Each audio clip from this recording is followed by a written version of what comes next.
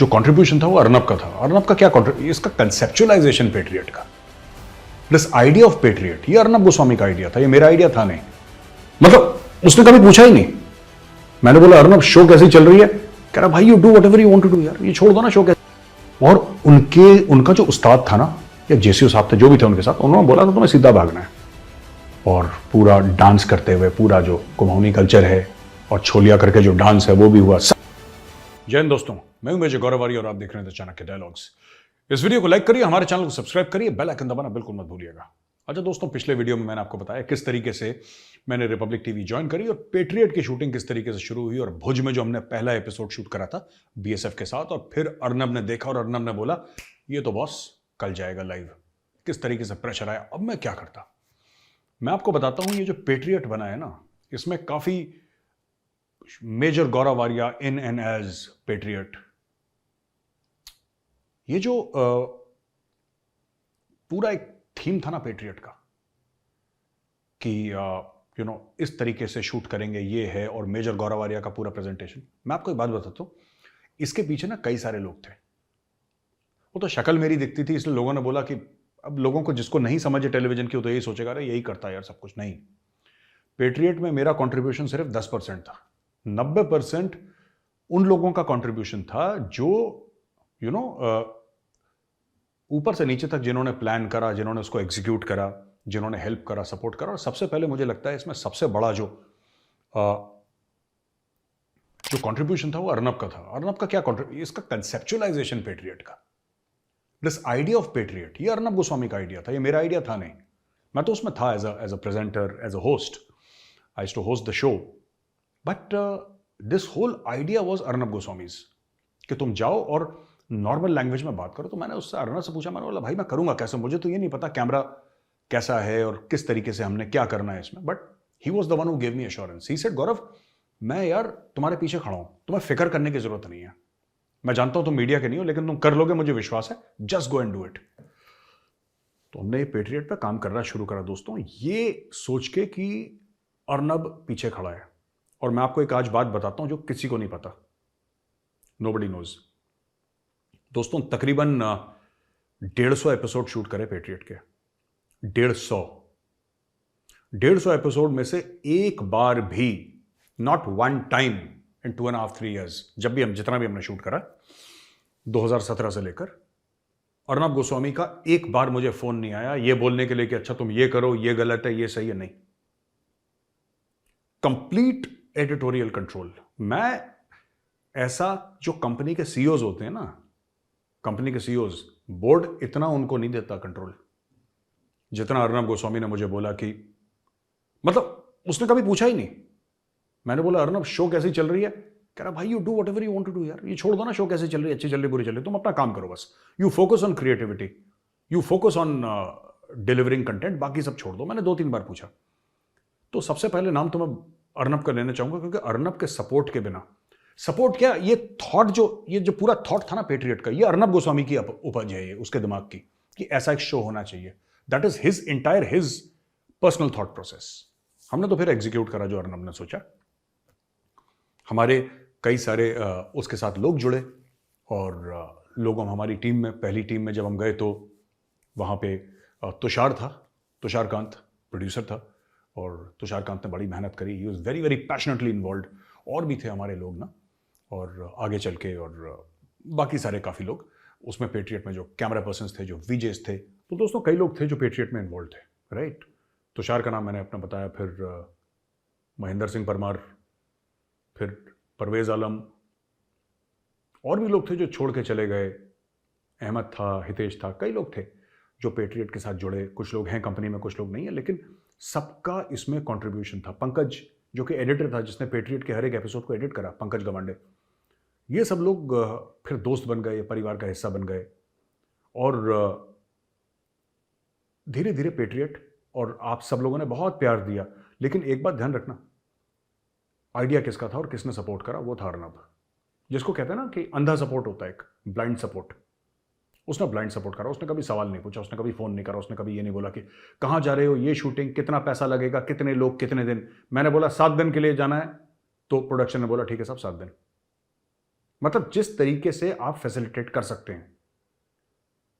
Arnab and Republic went beyond, मतलब अगर आप मांगो ना 10, अगर आपने कोई चीज़ 10 मांगे तो वो कहते हैं यार आप 20 ले लो, कोई बात नहीं, जाओ, आपको जैसा करना है आप करो, बिल्कुल खुला छोड़ा। एंड विच इज़ वाई वो इतना बढ़िया प्रोडक्ट निकला, क्योंकि सपोर्ट था from the owner of the organisation, from the editor in chief, there was a lot of सब, मतलब ब्लाइंड सपोर्ट यार। तो खूब मजे से हमने पेट्रियट करी, और भी काफ़ी चीज़ें हमने करी पेट्रियट में। मैं आपको 2-3 किस्से सुनाना चाहता हूँ आज पेट्रियट के। जो सेकेंड एपिसोड करा वो हमने करा श्रीनगर में सीआरपीएफ के साथ।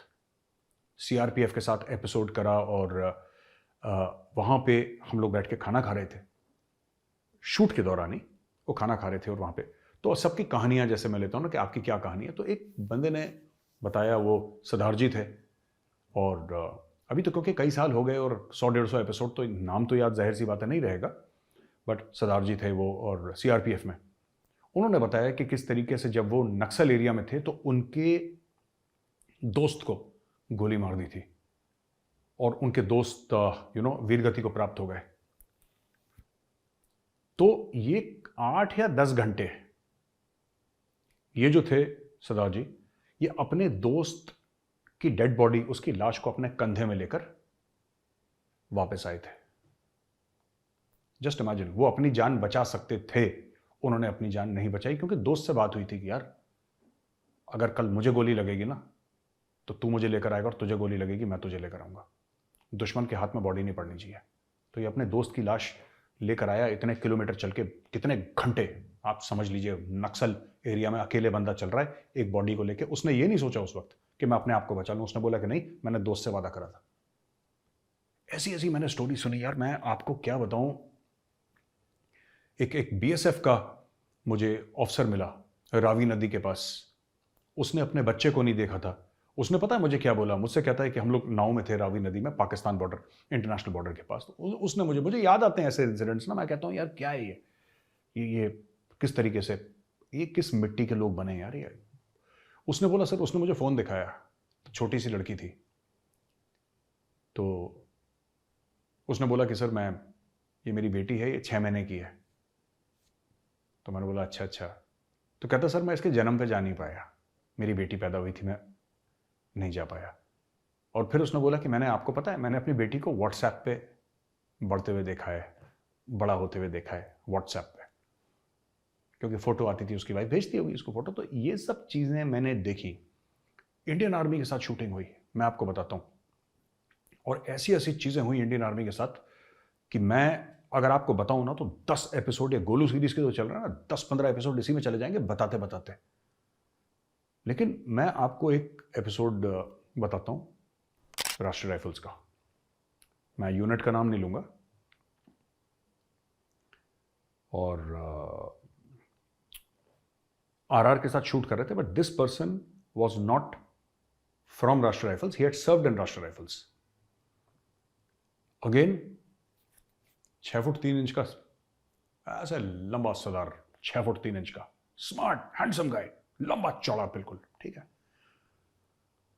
And his senior was with us जब ये शूट चल रही थी, तो मैं उनका ना इंटरव्यू ले रहा था। तो मैंने उनको बोला कि हाँ बताइए उस्ताद, क्या है, कैसा है, क्या रहा आपका एक्सपीरियंस।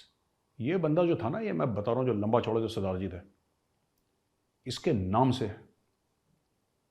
कहते हैं टेररिस्ट ना, इनका गला सूख, ये लश्कर वश्कर जैश वालों का गला सूख जाता था, इतना खतरनाक था ये। ही वॉज टोटली फियरलेस, कहीं भी घुस जाना, कहीं भी अपनी इसको कोई फिक्र नहीं थी, जाके रिस्क लेता था। And he was highly awarded also, उसको काफ़ी वो भी मिल सके थे, चक्र वगैरह जितने भी हैं। ये जो बंदा था ना, इसने, ये जो बंदा जिससे लश्कर तैयबा और जैश मोहम्मद घबराते थे, who was a absolute terror यार, एब्सोल्यूट, मतलब वो बहुत खतरनाक था।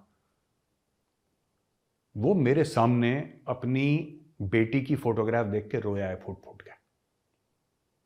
और कोई इमेजिन नहीं कर सकता, कोई इमेजिन नहीं कर सकता कि ऐसा आदमी 6 फुट 3, 6 फुट 4 इंच का, और इतनी लंबी दाढ़ी, और रॉयल, बिल्कुल रॉयल बंदा यार, और ऐसे रिबन उसके लगे हुए दुनिया भर के, और क्या रॉयल पर्सनैलिटी। पर उस बंदे को ना, उसकी बेटी की फोटोग्राफ ने तोड़ दिया, अपनी बेटी से नहीं मिला था वो। ये सैक्रिफाइसेस होती हैं फौज की, ये सैक्रिफाइसेस होती हैं जो हम लोग ये गिनती नहीं। हम लोग तो तभी आते हैं जब कोई फौजी वीरगति को प्राप्त हो जाता है, जब उसकी बॉडी आती है, जब उसकी डेड बॉडी आती है, तब हम देखते हैं ये छोटी छोटी सैक्रिफाइसेस, ये छोटे छोटे बलिदान हमें समझ में नहीं आते क्योंकि टीवी पे नहीं आते, मीडिया नहीं दिखाता। मैंने ये दिखाने की कोशिश करी पेट्रियट में। जब कर्नल तुषार बाचिल 19 RR का जो सीओ था, 19 RR का, वो मुझे ले गया और उसने मुझे वो घर दिखाया, ठीक है, जहां बुरहान वानी का एनकाउंटर हुआ था।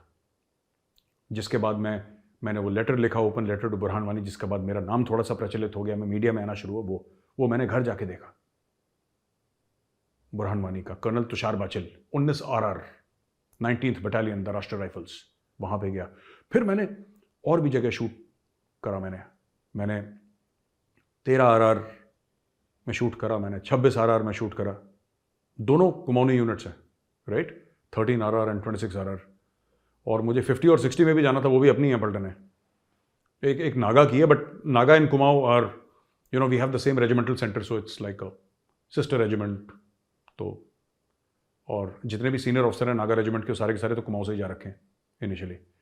तो हमारी वो एफिनिटी है और हमारा एक ही रानीखेत में सेम रेजिमेंटल सेंटर है हम लोगों का। तो काफ़ी कुछ मतलब हमने सीखा वहाँ पे लोगों से, और किस तरीके से हमने CRPF के साथ शूट करा, BSF के साथ शूट करा, इंडियन नेवी के साथ शूट करा। इंडियन नेवी के साथ एक शिप था उनका, destroyer INS Kochi. INS Kochi का एक बड़ा बढ़िया किस्सा मैं आपको बताता हूँ। तो INS कोची की मैं डेक पे खड़ा था, तो मैंने सुना था कि इसके अंदर ना INS कोची के अंदर ब्रह्मोस मिसाइल्स हैं नीचे। तो मैंने फिर पूछा, वहाँ पे शिप का एक ऑफिसर था, तो यंग ऑफिसर था, यंगस्टर। मैंने उससे पूछा, यार आप लोग कह रहे थे, और ये सब ऑन रिकॉर्ड है, आप देख सकते हैं पेट्रियट के किस एपिसोड में, मुझे याद नहीं, बट अगर आप पेट्रियट INS कोची टाइप करेंगे तो आपको मिल जाएगा। तो मैंने उस अफसर से पूछा कि आप लोग कह रहे थे मिसाइल है, ब्रह्मोस मिसाइल है, तो ये कहाँ पे है मिसाइल्स, दिखाइए ना, मैंने कभी देखा नहीं था। तो मैंने बोला कि आप दिखाइए ब्रह्मोस मिसाइल कहाँ पे है। तो उसने पता क्या बोला, मुझसे कह रहा सर आप उसी के ऊपर खड़े हुए हैं इस वक्त। तो मैंने बोला कहाँ खड़ा हूँ, तो डेक है। कह रहा नहीं सर, आपको चौकोर से दिख रहे हैं, ये जिसके ऊपर आपने पैर रख रखा है, ये खुलता है, इसके नीचे से ब्रह्मोस निकलती है। तो इसने बोला इसके नीचे आप ब्रह्मोस मिसाइल्स के ऊपर खड़े हुए हैं। तो मैंने थोड़ा 2 कदम पीछे लिया, मैंने बोला यार पता नहीं ये चल वल ना जाए। कह रहा नहीं हम तो चलते रहते हैं इसके ऊपर, कुछ नहीं होगा, don't worry, they are absolutely safe. But ये मैंने देखा। फिर वहां पे INS कोची के ऑफिसर्स थे, तो INS कोची के ऑफिसर्स, तो मैंने एक सीन उनके साथ करा था। मैंने बोला दाल बनाऊंगा तुम लोगों के लिए। तो मैंने उनके लिए अरहर की दाल बनाई, जिसकी रेसिपी गोलू से बढ़िया इस दुनिया में किसी के पास नहीं है बॉस, मैं बता रहा हूँ, खतरनाक। तो मैंने फिर वो दाल वाल बनाई, और इतने बड़े पतीले में मैंने दाल बनाई, और जितने भी ऑफिसर थे मैंने उनके ऑफिसर मेस में जाके वो दाल कुक करी, and they were absolutely floored, और पूरी खत्म हो गई। मुझे खुद को खाने को नहीं मिली वो दाल, वो इतनी पसंद आई सारे ऑफिसर्स को। और लेकिन मेरे मुंह में अभी पानी आ रहा है, पता है, बता के आप लोगों को। तो वो मैंने दाल बनाई थी, और उसके अंदर मैं मिर्चा विर्चा थोड़ी सी डालता था, लेकिन देसी घी डाल के फिर वो नॉर्मलाइज हो जाता था बीच में। तो महेंद्र ने उसका नाम दिया दाल बारूदी। तो मुझसे कह रहा था सर मैं तो खाऊंगा नहीं इसको, खा के पता नहीं उड़ ना जाऊं मैं हवा में, इतनी मिर्च आपने डाल रखी है। लेकिन खाते हुए मिर्च नहीं लगी। तो वही दाल फिर कर्नल तुषार बाचिल ने मुझसे बोला, जब मैं 19 RR में गया था ना शूट करने के लिए, दोस्तों मैंने आपको बताया था ना 19 RR बुरहान वानी का घर, तब कर्नल तुषार बाचिल था उसका CEO। तो ही टोल्ड मी कि then I met him, I said यार तुषार, ये मैंने नेवी के लिए दाल बनाई थी, बड़ी टेस्टी थी। तो कर्नल तुषार मुझसे कह रहा सर आप नेवी के लिए बना सकते हो, आर्मी के लिए नहीं बनाओगे, आप हमारे लिए भी बनाओ। तो उसने फटफट से अपने लोगों को बोला, उन्होंने पतीले वतीले बनाए, प्रेशर कुकर डाला। फिर मैंने 19 RR में भी, तो ये एक ऑल्टरनेट प्रोफेशन है, जिस दिन मीडिया से निकलूंगा ना मैं शेफ शेफ बन जाऊंगा, मैं 2-3 चीज़ें बहुत अच्छी बनाता हूँ, मैं आपको बता दूँ। और इस तरीके से काफ़ी जगह गए, मतलब कि आर्मर्ड, जो अहमदनगर में है ना आर्मर्ड कोर का जो सेंटर है, regimental centre in school armoured corps का, वहाँ पे गए। देवलाली में पहली बार जब मैं गया तब मैंने देखा अपने सामने वहाँ पे फायर होते हुए बोफोर्स और 130 mm जो रशियन गन्स थी वो मैंने देखा। मैंने 120 mm मोटर्स देखी वहाँ पे फायर होते, और ऐसी लगातार फायरिंग करी आर्टिलरी वालों ने कि मेरे बिल्कुल तो कान काम करना बंद हो गए मेरे। मैं आपको बताता हूँ, मैं वहाँ पे बैठ के चाय पी रहा था और ये लोग शॉट्स ले रहे थे क्योंकि मेरा तो एंकर लिंक मैंने देना है, मैंने बोलना है, मैंने समझाना है, उसके बाद पीछे। तो यहाँ पे टेंट लगा था, मैं टेंट के पीछे बैठ के आराम से, बढ़िया मौसम हो रहा देवलाली में, हवा चल रही थी, धीमी धीमी हवा चल रही थी, I was enjoying my self. और उन्होंने पूछा वहाँ पे जो था, जो वेटर था, कि साहब चाय पियेंगे? तो मैंने बोला यार नेकी और पूछ पूछ, चाय क्यों नहीं पियेंगे? तो चाय लाया, पकौड़ा लाया। मैं आपको बता रहा हूं, एक्चुअल बात है, मैं करीब 30-40 फुट पीछे बैठा था, टेंट लगा था वहां पे, जहां पे गन पोजीशन थी उनकी, जहां से फायरिंग हो रही थी। रेंज की बात है, देवलाली की। पहले तो हमने शूट कर लिया था, मुझे ध्यान नहीं था। अच्छा, मैंने ध्यान नहीं दिया कि वहां पे शूट हो रहा है। मुझे लगा कि सिर्फ कटवेज ले रहे हैं, यानी कि इन द सेंस की ऐसा ना, ये शूट करते हैं कैमरा लेके, और कैमरा लेके शूट कर, अच्छा ये वो अपनी हरकतें करेगा, तो बीच में वो फिलर्स डालते हैं, क्योंकि गन फायरिंग करने के बाद तो शॉट्स थे ही हमारे। मैं ऐसा चाय पी रहा, पकौड़े भी थे, फौजी पकौड़े, वो भी कौन मना कर सकता है भाई, फौज के पकौड़े, वर्ल्ड्स टेस्टीएस्ट पकौड़ास खाया, मैंने चाय पी। मैंने ऐसे चाय P, and this is a true story, वहां पे बोफोर्स चली। भाई साहब मेरे हाथ से कप गिर गया, और मेरे ऊपर पूरी चाय चाय, क्योंकि पूरी धरती ऐसे हिली ना बोफोर्स चलने के बाद, पूरा ग्राउंड ऐसे धम से ऐसे होता है। जब बोफोर्स फायर होती है ना, तो आपको ऐसा लगेगा जैसे इंद्र भगवान गुस्सा है। पूरी ऐसा धरती हिलती है 1 सेकंड के लिए, धड़क पूरी, वो हिली और पूरा चाय। तो मेरा कोर्समेट था वहां पे, है ना, देवलाली में, कर्नल विवेक शर्मा। तो विवेक आया मेरे पास टहलता हुआ वहां पे, है ना, और गोलू क्या चल रहा है? मैंने बोला क्या गोलू का क्या चल रहा है, तुमने पूरे कपड़े खराब कर दिए, देखो बोफोर्स चला दी सामने, बिल्कुल 30-40 फुट पे यार बोफोर्स उसने फायर कर दी। मैं पूरा, मेरे हाथ, because we are not use to आयोज, हम देखिए इन्फेंट्री के, ठीक है, इन्फेंट्री के लोग, हमारा मैक्सिमम हमने क्या सुना है, 84 mm कार्ल गुस्टाव रॉकेट लॉन्चर, ठीक है। अच्छा, उसकी भी बहुत ज़्यादा गंदी आवाज़ आती है, कान के बगल में फटता है बारूद, वो भी बहुत ही गंदी आवाज़ आती है। या फिर हमने 81 mm मोटर सुना है। हमने तो और क्या सुन लिया अपनी लाइफ में यार। कभी फील्ड फायरिंग में गए तो आर्टी शार्टी दूर से फायर हुई, इतना पता नहीं लगता। ये तो पहली बार बारूद फटा बगल में। और जब अहमदनगर में थे, अहमदनगर में टैंक के ऊपर ऐसे बैठा हो, उसने बोला फायर, टैंक के ऊपर से, आप समझ लो वो बंदा बैठा T90 के ऊपर, T90 के ऊपर खड़ा है कैमरा पर्सन, हितेश था आई थिंक, वो उसने टैंक करा फायर और हितेश गिरा बिल्कुल, बिकॉज पूरा टैंक हिलता है जब फायर होता है तो। और जिनको नहीं पता है मैं आपको बता दूं कि इट्स क्रेजी साउंड, बड़ा अजीब सा साउंड। और एक हमारा था महेश शर्मा, जयपुर वाला महेश शर्मा कैमरा पर्सन। तो हम लोग गए 58 GTC। 58 GTC कहां पे? 58 गोरखा ट्रेनिंग सेंटर शिलोंग में। तो दोस्तों 58 GTC में गए, 58 GTC में शूट हो रही थी। तो बहुत सुहाना मौसम, शिलोंग का वैसी खूबसूरत जगह है Shillong, and very beautiful weather and all. And वहां पे बैठ के, अच्छा हम तो कॉफी वॉफी पी रहे थे, तो कॉफी हमें ऑफर करी, तो हमने कॉफी पी ली। वहां पे वेटर जो था उसने बोला साहब एक कॉफी, तो मैंने बोला कॉफी पी ली। अब देखो वहां से दिखा रहे हैं रिक्रूट्स की BPT, ठीक है, बैटल फिजिकल एफिशिएंसी टेस्ट होता है, इसमें पिट्ठू राइफल लेके, वाटर बॉटल लेके भागते हैं, 5 किलोमीटर की रेस होती है, BPT बोलते हैं उसको, ठीक है। तो भाई साहब BPT के लिए भागे वो करीब 400-500 रिक्रूट थे, और उनका जो उस्ताद था ना, या JCO साहब थे, जो भी थे उनके साथ, उन्होंने बोला था तुम्हें सीधा भागना है। तो उनके दिमाग में फिट कर दिया कि सीधा भागना है, करेक्ट, तुम्हें सीधा भागना है। उसको समझा दिया रिक्रूट को कि तुम्हें सीधा भागना है, उसने भी समझ लिया मुझे सीधा भागना है। ऐसे जमीन पे नील करके, ऐसे कैमरा लेके बैठा महेश शर्मा, मैं आपको बता रहा हूं, महेश शर्मा ऐसे बैठा कैमरा लेके, और शूट हो रहा है, और वहां से भागते हुए आ रहे हैं 500 लोग। ये सीन है बिल्कुल, टक टक टक टक, पूरी भीड़ आ रही है भागते, और पूरे जोश के साथ, है ना, पूरे जोश के साथ, जय मां काली आयो गोरखाली, और वहां पे एक साथ बिल्कुल गोली की तरह निकले, भाग भाग के वहां पे गोली की तरह निकले। अच्छा, एक बंदा था ना रिक्रूट, वो सीधा आ रहा था, उसको याद था कि मेरे उस्ताद ने मुझे हुक्म दिया है कि तुझे सीधा भागना है, सीधा भागना है। वो बिल्कुल सीधा आया। महेश को भी लगा होगा दाएं बाएं हो जाएगा, वो महेश शर्मा को ये लगा दाएं बाएं, जाहिर सी बात है सामने कैमरा है यार, तुम दाएं बाएं हो जाओ, अपने यहां से चले जाओ, 1 फुट तो ऐसे लेना है बस। पर उस सिपाही को भी अपना, जो रिक्रूट था, सिपाही तो नहीं था वो, रिक्रूट था, उसको अपना जो ऑर्डर था, ऑर्डर याद था। वो बिल्कुल सीधा आया, उसने महेश शर्मा की छाती पे मारा पैर, और छलांग मार के पीछे चला गया महेश शर्मा जमीन पे, और कैमरा इधर। ये भी हमने किससे देखे शूटिंग के वक्त, वो मुझे वो हमारा ड्रोन था, ड्रोन से हम शूट कर रहे थे, पाकिस्तान बॉर्डर पे चील आई और चील ने हमारा पंजा, ड्रोन खत्म। ये भी हमने देखा है दोस्तों।